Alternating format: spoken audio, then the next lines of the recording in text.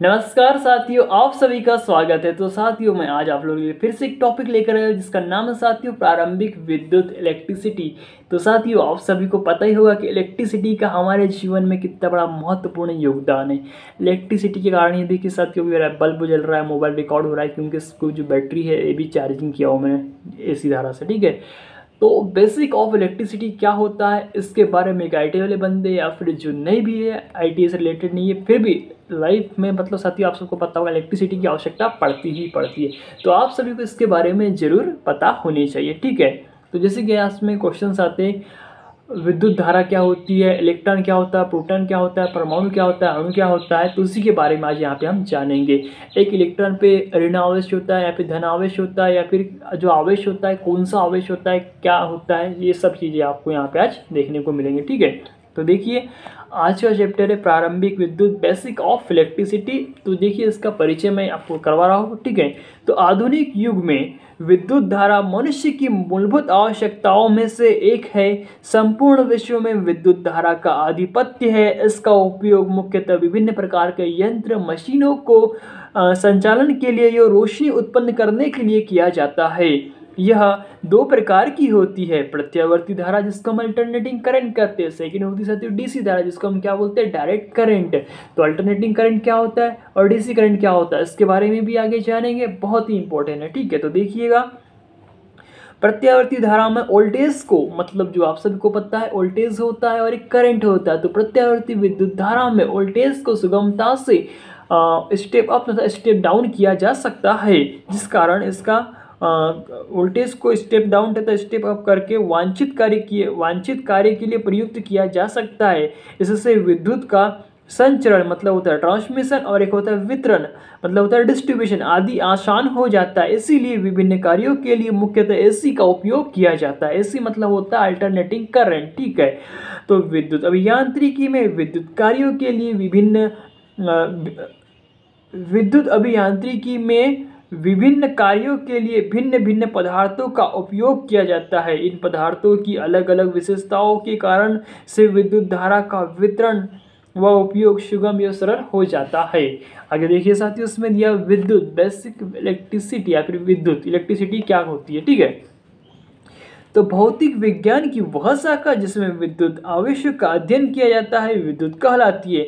विद्युत एक प्रकार का बल है। विद्युत क्या भी है, एक प्रकार की ऊर्जा है, एक प्रकार का बल है। ठीक है, तो देखिए क्या होता है, जो दिखाई नहीं देता और न ही स्पर्श किया जा सकता है, परंतु इसका अनुभव घटनाओं अथवा प्रयोगों के माध्यम से किया जा सकता है। विद्युत पदार्थ के आधारभूत कण परमाणु का एक अंग है। तो अभी सभी आपको पता होना चाहिए, जो परमाणु होता है, एटम होता है, पृथ्वी का सूक्ष्मतम कण, यह भी नहीं होता। इसको भी वैज्ञानिकों ने 3 पार्ट में तोड़ दिया। क्या होता है, एक इलेक्ट्रॉन होता है, एक प्रोटॉन होता है, एक न्यूट्रॉन होता है। जो क्या होता है साथियों, न्यूट्रॉन और प्रोटॉन क्या होता है, न्यूक्लियस नाभिक में क्या होते हैं, विद्यमान होते हैं। और जो इलेक्ट्रॉन होता है वो क्या होता है साथियों, अपनी कक्षा में क्या करते रहता है, क्लास चक्कर लगाते रहता है। तो परमाणु के अंदर में इलेक्ट्रॉन, प्रोटॉन तथा न्यूट्रॉन क्या होते हैं, मौजूद होते हैं। तो इसी प्रकार परमाणु के अंदर इलेक्ट्रॉनों के असंतुलन के कारण किसी भी प्रकार की लगाई गई ऊर्जा विद्युत ऊर्जा में बदल जाती है। विद्युत ऊर्जा का प्रयोग अस्पतालों, मोटरों में, जनरेटरों में, कंप्यूटर टेक्नोलॉजी, छोटे बड़े उद्योगों, अनुसंधान के कार्य और प्रत्येक घरेलू उपकरणों में हो रहा है। ठीक है, आप सभी को पता है हमारे दैनिक जीवन में आप डेली बेसिक मतलब विद्युत का यूज करते हैं। अब जानेंगे विद्युत का सिद्धांत। एक चालक में इलेक्ट्रॉन का एक दिशा में बहाव कहलाता है। तो साथियों सिंपल सी डेफिनेशन है यार कि मतलब पूछा जाता है इलेक्ट्रिसिटी की परिभाषा क्या, इलेक्ट्रिसिटी की डेफिनेशन क्या होती है। तो फ्लो ऑफ इलेक्ट्रॉन या फिर इलेक्ट्रॉन प्रवाह की दर को विद्युत धारा कहते हैं। ठीक है, आगे देखिएगा नेक्स्ट में दिया हुआ है, ग्रीक दार्शनिक थल्स लगभग 600 BC में देखा गया कि एक अंबर को सिल्क कपड़े के टुकड़े पर रगड़ते हैं तब इसमें कागज के छोटे टुकड़ों, पीठ, बाल इत्यादि अपनी ओर आकर्षित करने का गुण आ जाता है। जैसे कि साथियों आप यहाँ पे अपने पेन को मतलब सर से रगड़ेंगे और यहाँ छोटे छोटे अगर आप कागज भी रखते हैं तो उसको क्या करने बढ़ जाता है, वो अट्रैक्ट करने बढ़ जाता है। तो क्या होता है साथियों, उसमें गुण आ जाता है। ठीक है, आकर्षण का गुण आ जाता है। ठीक है, तो देखिए इसमें दिया हुआ है तब इसमें कागज के छोटे टुकड़ों, पीठ, बाल इत्यादि को अपनी ओर आकर्षित करने का गुण आ जाता है। ग्रीक में एम्बर को इलेक्ट्रॉन कहते हैं, मतलब ग्रीक भाषा में जो एम्बर बोला गया है इसको क्या बोलते हैं, इलेक्ट्रॉन कहते हैं। इसलिए इस विधि में एम्बर में उत्पन्न यह गुण विद्युत कहलाया, इलेक्ट्रिसिटी कहलाया। बेंजामिन फ्रैंकलिन ने विद्युत के तरल पदार्थ सिद्धांत के बारे में भी खोज की, जिसके अनुसार धारा स्रोत के धनात्मक टर्मिनल से ऋणात्मक टर्मिनल की ओर बहती है। तो देखिए साथियों, बेंजामिन फ्रैंकलिन ने क्या बताया था, जिसके अनुसार धारा स्रोत के धनात्मक टर्मिनल से ऋणात्मक टर्मिनल की ओर बहती है। ठीक है, ये बताया हुआ था। ठीक है, लेकिन साथियों जो विद्युत धारा अभी जो बता रहा हूँ, इसमें जो विद्युत धारा मतलब साथियों क्या होता है, माइनस से मतलब इलेक्ट्रॉन जो होते हैं माइनस से प्लस की ओर बहते हैं। मतलब इलेक्ट्रॉनों की बहने की दिशा क्या होती है, नेगेटिव से पॉजिटिव होती है, और विद्युत धारा की दिशा क्या बताया इन्होंने, प्लस पॉजिटिव से नेगेटिव। ठीक है, याद रखिएगा, एग्जाम में क्वेश्चन बनता है इस पर। ठीक है, आगे देखिएगा, आधारभूत रूप से विद्युत दो प्रकार की होती है। विद्युत दो प्रकार की होती है मतलब क्या हो गया साथियों, एक होती है स्थिर विद्युत और एक होती है डायनेमिक, मतलब होती है गतिशील विद्युत। स्थिर मतलब होता है स्टैटिक, और डायनेमिक मतलब होता है गतिशील विद्युत। तो अभी हम जानेंगे स्थिर विद्युत, स्टैटिक विद्युत क्या कहलाती है। तो इस विद्युत को एक स्थान से दूसरे स्थान पर नहीं पहुंचाया जा सकता एवं आवेश चार्ज के रूप में होती है। इसका उत्पादन प्रचुर मात्रा में नहीं किया जा सकता। जो स्टैटिक विद्युत होती है साथियों, इसका उतना यूज नहीं होता, ये प्रचुर मात्रा में अधिकतर मात्रा में उपलब्ध नहीं हो पाती। मतलब ज़्यादा इसको ये नहीं कर सकते, बड़ा नहीं कर सकते, मतलब कि साथियों ज़्यादा प्रचुर मात्रा में इसका उत्पादन नहीं कर सकते। ठीक है, अब इसमें दिया हुआ है, चित्र में दिखाए गए है कि एम्बर को चमड़े पर रगड़ने एवं एम्बर पर आए चार्ज को ऋण चार्ज कहते हैं। मतलब जो एम्बर होता है, इलेक्ट्रॉन होता है, उस पर क्या होता है, नेगेटिव आवेश होता है। और चित्र में दिखाया गया है कि कांच की छड़ को रेशम कपड़े पर रगड़ने से धन आवेश होता है। रेशम का जो कपड़ा क्या होता है साथियों, धन आवेशित हो जाता है। ठीक है, आगे देखिएगा,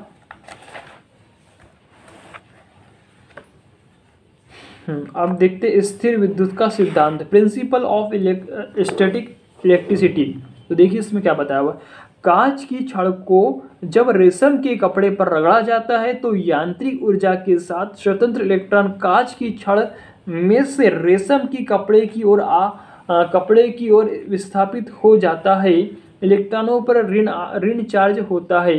कांच की छड़ पर इलेक्ट्रॉनों की कमी होने से धन चार्ज आता है, अर्थात कांच की छड़ पर धन चार्ज व रेशमी कपड़े पर ऋण चार्ज होता है। इस प्रकार इलेक्ट्रॉनों का असंतुलन उत्पन्न हो जाता है। जब बराबर मात्रा में धन तथा ऋण आवेश को संपर्क में लाया जाता है तो आवेश विलोपित हो जाते हैं। इस प्रकार वस्तु उदासीन न्यूट्रल हो जाती है। ठीक है, आगे देखिएगा, इसीलिए स्थिर विद्युत का उपयोग व्यावहारिक स्तर पर नहीं किया जा सकता। आगे देखिए साथियों, मोस्ट इंपॉर्टेंट है जिसको बोलते हैं हम गतिशील डायनेमिक विद्युत, जिसका हर क्षेत्र में अभी यूज हो रहा है, डायनेमिक विद्युत, गतिशील विद्युत। ठीक है, तो देखिए डायनेमिक विद्युत इलेक्ट्रिसिटी जिसको बोलते हैं, गतिशील विद्युत को विद्युत धारा कहते हैं। तो विद्युत धारा किसको बोलते हैं, फ्लो ऑफ इलेक्ट्रॉन, एक टन प्रवाह की दर को विद्युत धारा कहा जाता है। ठीक है, यह विद्युत जिसे आसानी से एक स्थान से दूसरे स्थान पर पहुंचाया जा सकता है विद्युत गतिशील विद्युत ऊर्जा कहलाती है। चालकों के घूमने से उत्पन्न EMF electromotive force, what is EMF electromotive force, क्या होता है साथियों, देखेंगे इसमें। देखिए, चालकों के घूमने से उत्पन्न इलेक्ट्रोमोटिव फोर्स गतिशील विद्युत होती है। इससे केबलों तारों एक स्थान से दूसरे स्थान तक पहुंचाया जा सकता है। तो साथियों जो ट्रेवल करता है इलेक्ट्रॉन, तो उसको ट्रेवल करने के लिए क्या लगता है साथियों, एक बल लगता है, जिसको क्या बोलते हैं हम, इलेक्ट्रोमोटिव फोर्स, विद्युत वाहक बल। ठीक है, तो देखिए आगे इसमें दिया हुआ है तापीय प्रभाव द्वारा। तो देखिए अब मतलब इलेक्ट्रॉन प्रवाह कैसे कैसे होते हैं, इसमें फर्स्ट इफेक्ट दिया तापीय प्रभाव बाय थर्मल इफेक्ट। तो इसे थर्मोकपल विधि कहते हैं। इसमें यदि दो भिन्न भिन्न प्रकार की धातुओं के जंक्शन बिंदु को गर्म किया जाए तो इसके सिरों पर गतिमय विद्युत प्राप्त होती है। इसे व्यावहारिक स्तर पर प्रयोग नहीं कर सकते क्योंकि यह बहुत कम मात्रा में होती है। तो पहला है भैया तापीय, थर्मो इफेक्ट, मतलब जब किसी दो धातुओं को आपस में गर्म करते किसी पॉइंट पे तो वहाँ पे क्या होता है, इलेक्ट्रॉन चलने बढ़ जाते। बाकी इसका हम व्यावहारिक उपयोग पे इसका उपयोग नहीं करते, मतलब यूज नहीं करते। ठीक है, चुंबकीय प्रभाव बाय मैग्नेटिक इफेक्ट बहुत ही इंपॉर्टेंट है। आपकी जो इलेक्ट्रिसिटी से आती है, जो मैग्नेटिक इफेक्ट होता है मोटर जनरेटरों में, ये सब आपको देखने मिलेगा जब आगे इसमें हम पढ़ेंगे। ठीक है, तो देखिए मैग्नेटिक इफेक्ट, जब किसी चालक को स्थिर चुंबकीय क्षेत्र के मध्य घुमाया जाता है, जब किसी कंडक्टर को स्थिर चुंबकीय क्षेत्र के मध्य घुमाया जाता है तो क्या होता है, फ्लक्स का छेदन होता है, जिस कारण क्या होता है, उस चालक में क्या होता है, एक ईएमएफ इलेक्ट्रोमोटिव फोर्स विद्युत वाहक बल पैदा हो जाता है। तो देखिए यहाँ पे वही बोलना चाहे, जब किसी चालक को स्थिर चुंबकीय क्षेत्र के मध्य घुमाया जाता है तो चालक में इलेक्ट्रोमोटिव फोर्स या विद्युत वाहक बल उत्पन्न हो जाता है। इस प्रकार से यह इलेक्ट्रॉनों का बहाव बल होता है। इस विद्युत को डायनामिक इलेक्ट्रिसिटी या चल विद्युत कहते हैं। इसका उत्पादन एसी व डीसी के रूप में किया जाता है। तो एसी और डीसी क्यों बोला साथियों, अगर आप सामने पढ़ेंगे मैं जब बताऊंगा आपको। अगर आपका स्लिप रिंग लगा हुआ है तो एसी आएगा, और स्प्लिट रिंग लगा हुआ है या फिर कम्यूटेटर लगा हुआ है, डिसाइड ये करता है आप किस माध्यम से कलेक्ट कर रहे हैं, तो वो एसी और डीसी। स्लिप रिंग लगा हुआ है तो एसी, स्प्लिट रिंग या फिर कम्यूटेटर लगा हुआ है तो डीसी आपको प्राप्त होगी। ठीक है, जब डीसी मोटर जनरेटर पढ़ेंगे तब उसमें आगे देखेंगे। ठीक है, तो ये था आपका चुंबकीय इफेक्ट, बहुत ही इंपॉर्टेंट है और इससे क्वेश्चन बनते हैं। ठीक है, आगे देखिएगा रासायनिक इफेक्ट। जो अपने बैटरी होती है भैया वो क्या होती है, केमिकल इफेक्ट का ही एक उदाहरण है रासायनिक इफेक्ट। ठीक है, बायोकेमिकल इफेक्ट, रासायनिक क्रिया के द्वारा इलेक्ट्रोलाइट क्या होता है, जब किसी पात्र में हम साथियों हम सॉल्यूशन विलियन डालते हैं ना, वहाँ पे विलियन जो होता है, ठीक है, सल्फेट हो गया, ठीक है, हाइड्रोजन उसमें रहता है। ठीक है, तो देखिए इसमें लिखा है रासायनिक क्रिया के द्वारा इलेक्ट्रोलाइट में आयनीकरण की क्रिया से विद्युत का उत्पादन, आयनीकरण की क्रिया से विद्युत का उत्पादन सेल व बैटरी में किया जाता है। इसका उत्पादन अधिक मात्रा में नहीं किया जा सकता। इलेक्ट्रॉनिक उपकरण, ऑटोमोबाइल और विशेष कार्यों में इसका उपयोग होता है। आगे देखिएगा नेक्स्ट इसमें दिया हुआ प्रकाश के प्रभाव द्वारा बाय लाइट इफेक्ट। आप सभी को पता होगा कि जो सोलर पैनल लगे हुए होते हैं वो किसके रूप में कार्य करते हैं, बाय लाइट इफेक्ट। जो सन की लाइट आती है साथी उसको क्या करते हैं, एब्जॉर्व करते हैं, मतलब अपने आप में क्रिया होती है। उसमें क्या होता है साथियों, सिलिकॉन की चिप लगी हुई होती है। जो सोलर पैनल लगे हुए होते हैं ना, वो क्या करती है साथियों, मतलब जो सोलर में जब मतलब जो साथियों उस पर किरण पड़ती है उसको क्या करते हैं, वो इलेक्ट्रिसिटी में कन्वर्ट कर देते हैं। ठीक है, तो देखिए इसने क्या बोला है, ऐसे यंत्र जिन पर सूर्य की रोशनी पड़ती है क्रियाशील हो जाते हैं। फोटो इलेक्ट्रिक सेल इसका उदाहरण है, जिसको पीडी बोलते हैं। ठीक है, फोटो इलेक्ट्रिक सेल। ठीक है, यह सेल सूर्य के प्रकाश से धन व ऋण आवेश के रूप में अपनी प्लेटों पर सोखता है, यानी कि एब्जॉर्ब करता है। इस आवेश को प्राय किसी भी चार्ज होने वाली सेकेंडरी सेल में इकट्ठा किया जा सकता है। मतलब कि बैटरी में क्या किया जा सकता है, सेकेंडरी सेल। तो आप सभी को पता होना चाहिए, जो एक प्राइमरी सेल होता है, एक सेकेंडरी सेल होता है, इसलिए इन्होंने यहाँ पे सेकेंडरी सेल का नाम लिया है। और एक होता है प्राइमरी सेल, जिसका क्या होता है, यूज एंड थ्रो।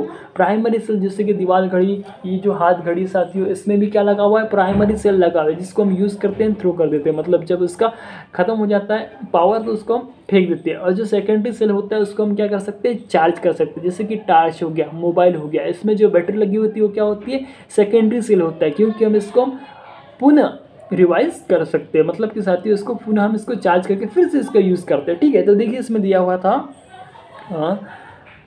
प्लेटों पर शोषण होता है। इस आवेश को प्राय किसी भी चार्ज होने वाली सेकेंडरी सेल में इकट्ठा किया जा सकता है। इसे सोलर सेल भी कहते हैं।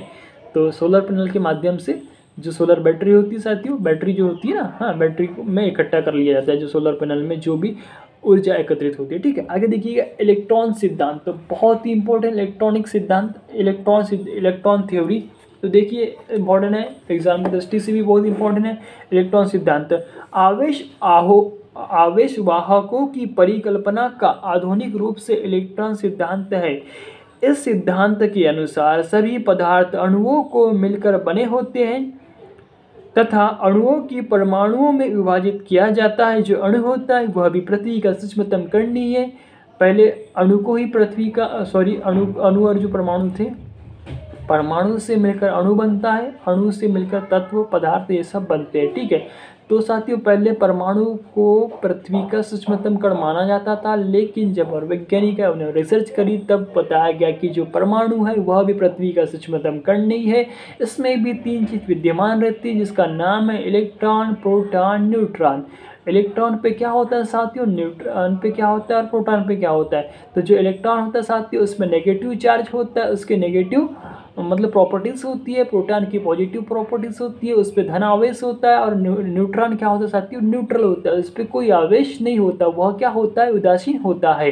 तो देखिएगा इसमें लिखा हुआ है साथियों, प्रत्येक परमाणु में एक बीच का भारी भाग होता है जिसे नाभिक कहते हैं, जिसको न्यूक्लियस कहते हैं। तो न्यूक्लियस में क्या होता है साथियों, प्रोटॉन और न्यूट्रॉन उपस्थित होते हैं जो किसी अंतर आणुक बल के द्वारा बंधे हुए होते हैं आपस में। और जो इलेक्ट्रॉन होता है साथियों वो क्या होता है, कक्षाओं में क्या करता है, चक्कर लगाते रहता है, अपनी कक्षा में घूमते रहता है, ठीक है। तो इस इलेक्ट्रॉन के चक्कर में तो अपनी इलेक्ट्रिसिटी क्या होती है साथियों, प्रवाहित होती है, मतलब कि हम उसको कोई बल देते हैं तो वो क्या बोलता है, मतलब कि चलने बढ़ जाता है ना। तो देखिए इसमें लिखा हुआ है, जिसे नाभिक कहते हैं, यह प्रोटॉन तथा न्यूट्रॉन नामक कणों से मिलकर बना होता है। प्रोटॉन पर धनावेश होता है जबकि न्यूट्रॉन आवेशहीन होता है। इस प्रकार नाभिक धनावेशित होता है। याद रखिएगा। आगे देखिएगा, नाभिक के चारों ओर एक तीसरे प्रकार का कण भिन्न भिन्न कक्षाओं में चक्कर लगाते रहता है, घूमते रहता है। इस कण को हम क्या बोलते हैं भैया, इलेक्ट्रॉन बोलते हैं।